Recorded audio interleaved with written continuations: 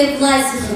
Мы рады вновь приветствовать вас в этом прекрасном зале Дворца культуры городского округа Власиха на открытии 18-го областного фестиваля детского и молодежного творчества «Круг друзей».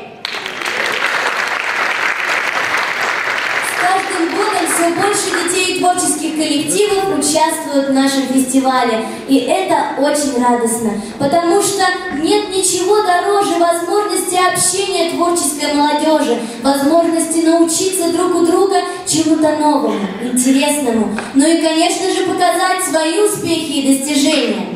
На первый отборочный концерт к нам приехали коллективы из Москвы, Одинцова, Кубинки, Нового Городка, Ерина, Подольска и Барвихи. Ну и, конечно же, коллективы наши, родной Власихи, также примут участие в сегодняшнем фестивальном концерте. Более 300 участников 3 отделениях концерта покажут свое искусство в самых различных жанрах. Это инструментальное исполнительство, вокал, хореография, авторская песня, художественное слово и хоровое пение.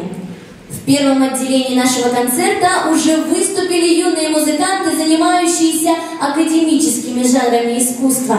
Это пианисты, скрипачи, флейтисты, аккордеонисты, дамбристы, саксофонисты и гитаристы.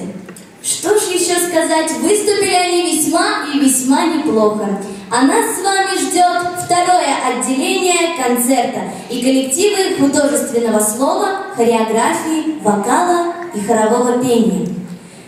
Ну что ж, открывает второе отделение фестивального концерта хор детской школы искусств «Гармония», городской округ Власиха, руководитель хора Светлана Сверчкова, концертмейстер Наталья Шевчук.